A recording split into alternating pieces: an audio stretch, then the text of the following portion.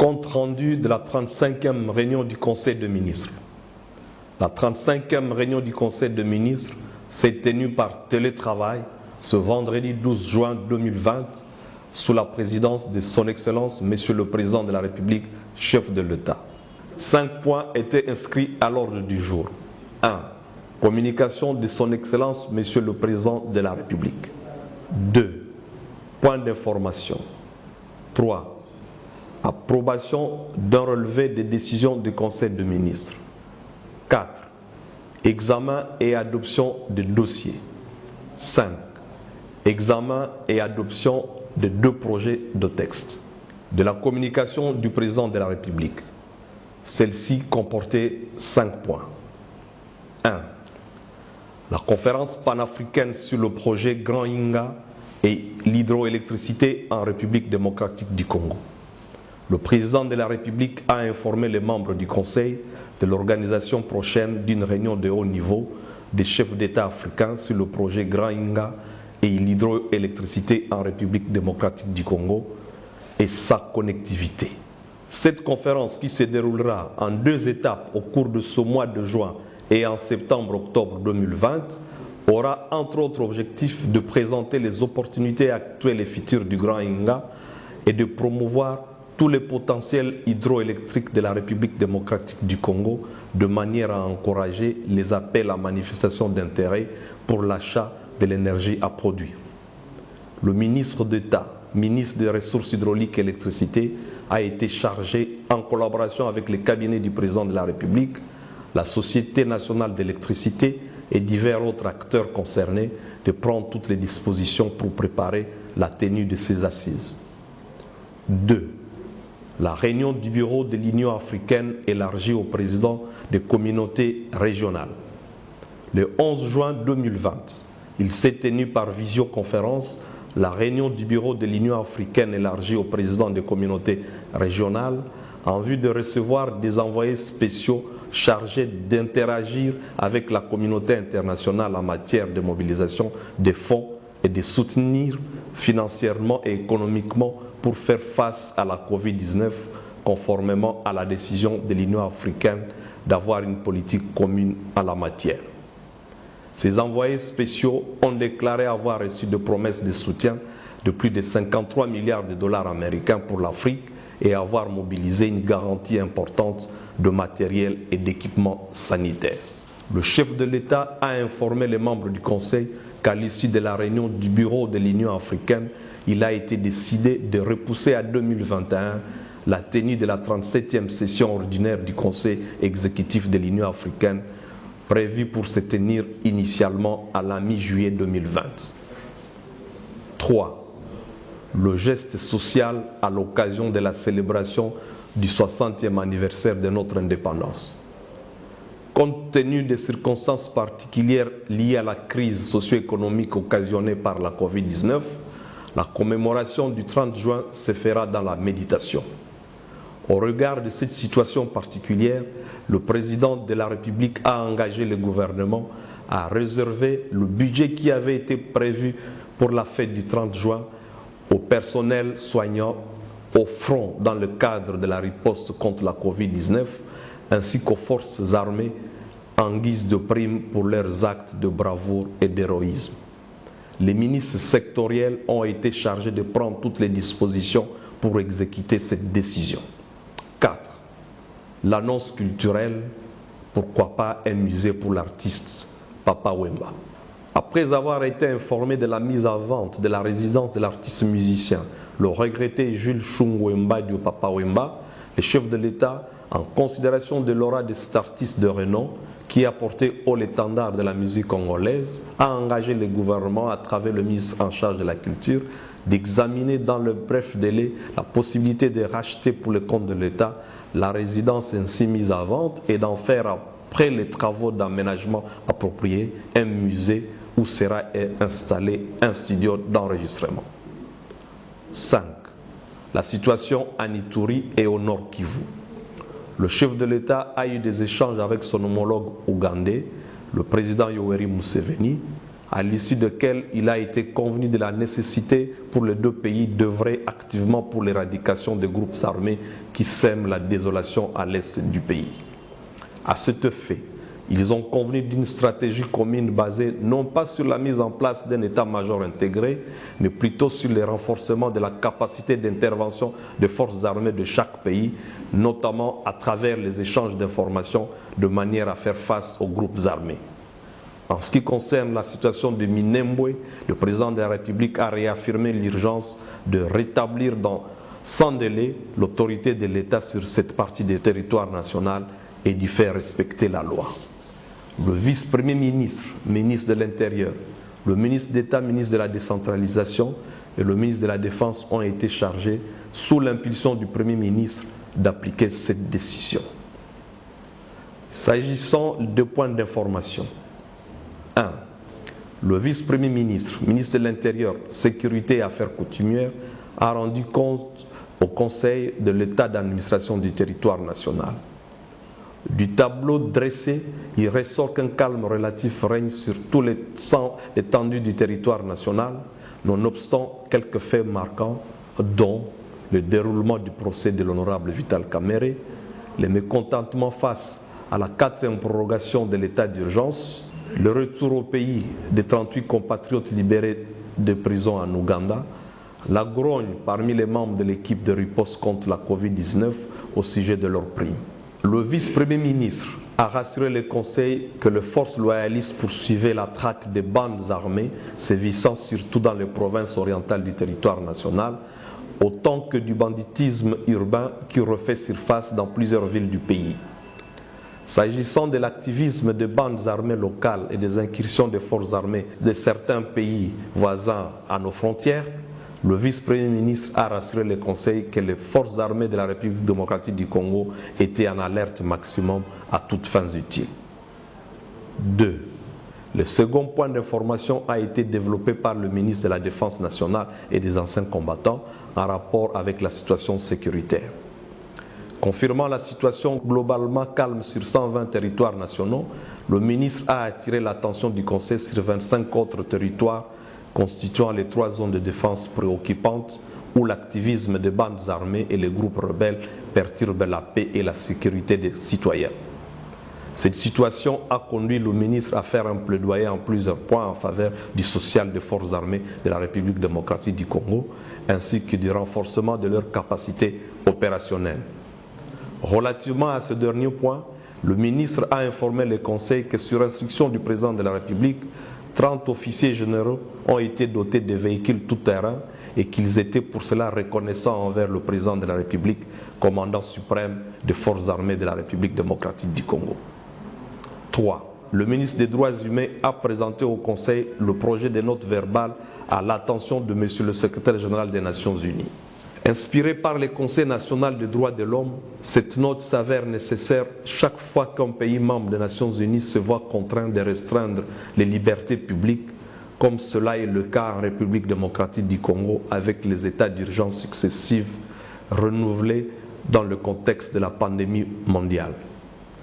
Des débats qui ont eu lieu, il est ressorti que le ministre des Droits humains devait, d'une part, verser cette note au débat au sein de la Commission politique, juridique et sécurité du gouvernement et d'autre part s'accorder sur la procédure à suivre avec le ministre des Affaires étrangères et celui de la coopération internationale qui ont dans leurs attributions la représentation du pays à l'étranger et aux instances internationales.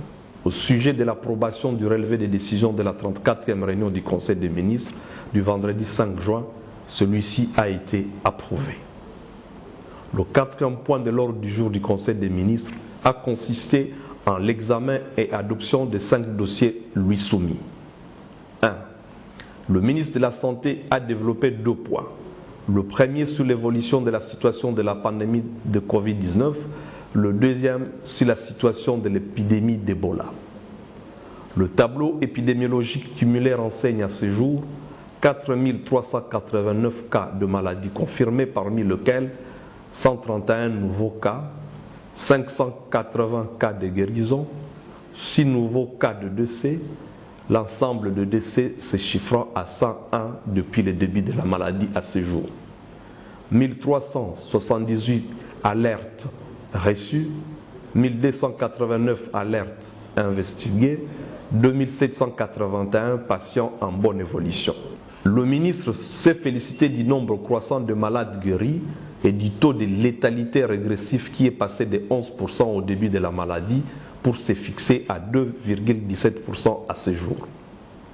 11 sur 26 provinces sont touchées.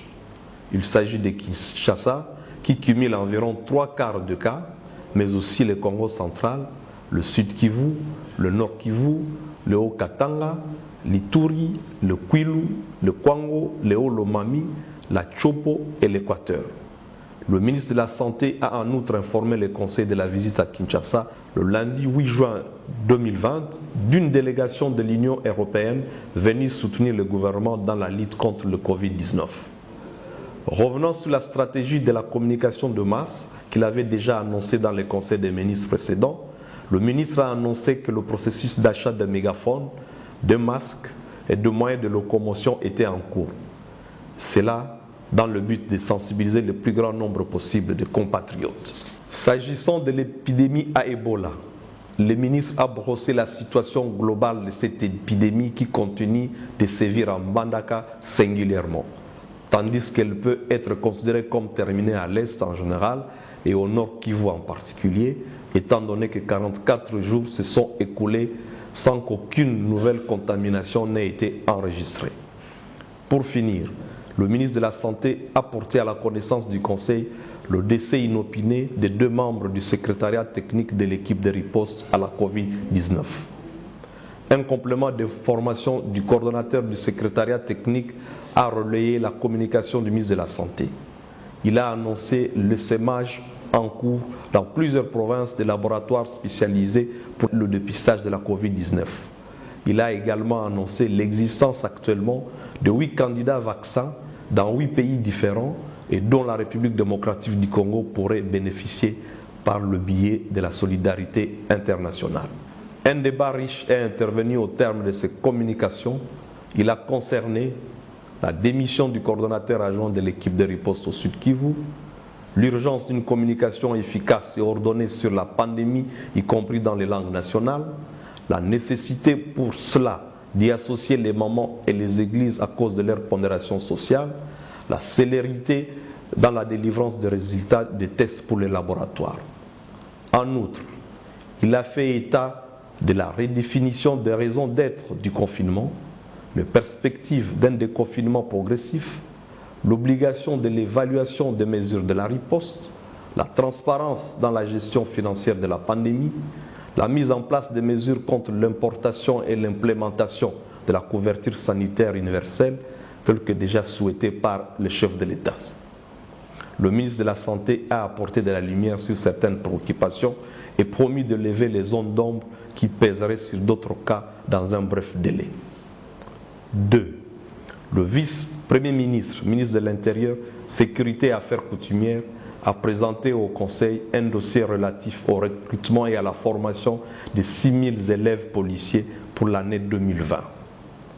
La nécessité de former de nouvelles unités de la police ressort du constat que les effectifs actuels sont en deçà du minimum nécessaire pour la couverture du territoire national d'une part. Ce renouvellement s'impose également d'autre part au regard du vieillissement du personnel policier dont un bon nombre est déjà éligible à la retraite. Après débat et délibération, la proposition de recrutement et formation de 6 000 élèves policiers pour l'année 2020 a été adoptée. 3.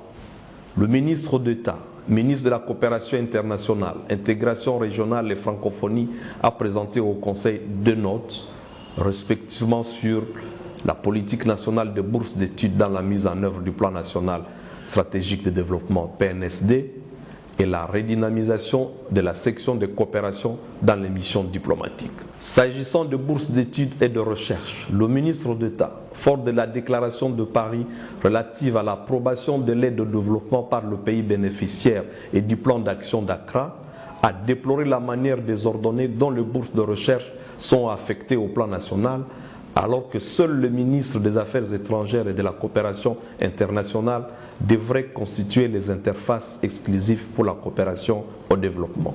c'est dans ce sens que, conformément au plan national stratégique de développement, le ministre d'État a plaidé pour la mise en place d'un comité national de parties prenantes pour canaliser les dites bourses en collaboration avec les ministères concernés pour booster une recherche nationale efficiente. L'idée de la mobilisation et de la réorganisation du système boursier national a été fortement encouragée par le Conseil, qui a souhaité voir davantage de transparence dans la traçabilité boursière ainsi que l'élaboration d'une stratégie nationale ambitieuse et appropriée en vue d'une recherche nationale d'excellence et de qualité. Après débat et délibération, la politique nationale de bourse d'études a été adoptée.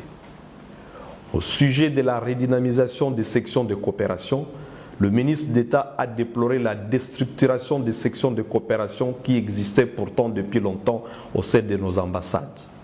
Dans le contexte du plan indicatif de coopération 2010-2013, en partenariat avec la Belgique, un financement avait été consenti pour redynamiser ces structures, mais le plan n'avait pas abouti, faute pour la République de rapatrier les diplomates en fin de carrière comme convenu.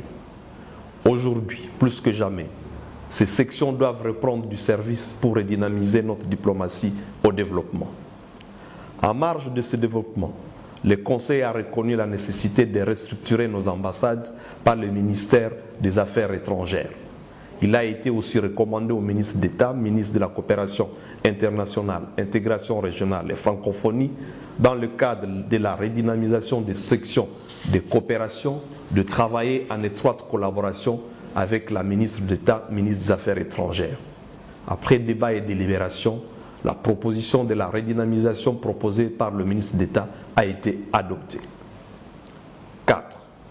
Le point en rapport avec le dossier interministériel de pilotage de mise en œuvre et du suivi des réformes institutionnelles a été reporté. 5. Le ministre des Finances a présenté le point concernant l'exécution du programme de référence né de la volonté du chef de l'État de renouer la coopération entre la République démocratique du Congo et les institutions de Bretton Woods. En concluant ce programme de référence avec le Fonds monétaire international, la visée était d'aboutir à un programme triennal formel plus ambitieux. Le programme de référence en cours comporte deux grands piliers. Le critère quantitatif dont l'objet est d'assurer la stabilité du cadre macroéconomique et les repères structurels qui visent à opérer des réformes structurelles pour une meilleure mobilisation de recettes. L'exposé du ministre des Finances a été étayé par la suite, chiffre à l'appui, par le gouverneur de la Banque centrale du Congo. Il en est ressorti l'urgence de prendre des mesures courageuses pour accroître les recettes, condition sine qua non de l'éligibilité de la République démocratique du Congo au programme formel. Le programme de référence a suscité un débat nourri qui a laissé apparaître la difficulté d'accroître les recettes dans le contexte d'une récession économique nationale et mondiale due à la Covid-19. Pour ne pas désarticuler le cadre macroéconomique national, dont les conséquences seraient tragiques, une batterie de mesures a été proposée au cours du débat, dont la réduction du train de vie de l'État, la poursuite de la mise en place à tous les niveaux dans les régies financières réformées, l'investissement par l'État dans les secteurs productifs, l'audit des effectifs du personnel de l'État et leur réduction par les mises à la retraite, une lutte effective contre la corruption à tous les niveaux, la sensibilisation aux valeurs éthiques, l'incitation aux provinces à produire le moyen de leurs propres dépenses par la mise en œuvre concrète des impôts qui leur reviennent. Après débat et délibération, le Conseil a adopté la stratégie du ministère des Finances axée sur une plus grande mobilisation de recettes. Les objectifs de cette stratégie seront précisés d'ici décembre 2020 ainsi que des modalités de leur mise en œuvre. 6. Le ministre du portefeuille a exposé à l'attention du Conseil des ministres le péripétie relative à la cession d'un actif de la Société des grands hôtels du Congo. Du rapport présenté par le ministre, il ressort que la Société des grands hôtels du Congo est une société à capitaux mixtes au sein de laquelle la République démocratique du Congo détient globalement 50% de parts et 50% autres pour la société African Equities SA. La cession de l'actif de cette société a été dictée par deux impératifs, dont l'exigence d'honorer les engagements avec ses créanciers et celle de la société Accor de réhabiliter l'ancienne tour. Cette cession aura été donc justifiée. Elle s'est passée par conséquent en toute légalité, étant donné que ceux qui y ont procédé sont les instances revêtues de cette compétence, à savoir le conseil d'administration et l'assemblée générale. Après débat et délibération, le rapport du ministre du portefeuille a été adopté avec recommandation de la prise en compte des observations formulées par les membres du conseil. Examen et adoption des deux projets de texte. 1. Le vice-premier ministre, ministre de la Justice et garde des Sceaux, a présenté au Conseil le projet de loi portant autorisation de la prorogation de l'état d'urgence sanitaire proclamé par l'ordonnance du 24 mars 2020. Pour le vice-premier ministre, maintenir le cadre juridique actuel s'impose, nonobstant les résultats encourageants de la riposte nationale contre la Covid-19. En effet, la prudence devrait rester de rigueur dans le contexte d'une éradication virale que nul ne peut croire irréversible. L'urgence de cette prorogation s'impose. En marge de ce plaidoyer, le vice-premier ministre a rendu compte au Conseil des préoccupations du Parlement qui va dans le sens du déconfinement et de l'encouragement de mesures barrières pour diverses raisons socio-économiques. Après débat et délibération, le projet de loi a été adopté. 2. La ministre de l'Économie nationale a présenté au Conseil le projet d'arrêté ministériel portant mécanisme de rémunération des charges d'exploitation ainsi que de frais et services des zones pétrolières reprises dans la structure de prix de produits pétroliers de la zone ouest. La ministre de l'Économie nationale a expliqué au Conseil que le projet d'arrêté s'inscrivait dans la suite logique des 4 autres arrêtés déjà signés par elle dans le contexte de la régularisation des activités du secteur pétrolier. L'arrêté propose des mesures de mutualisation des charges liées à la logistique pétrolière et régule de marges bénéficiaires souvent exorbitants qui incombent aux opérateurs au détriment de l'État.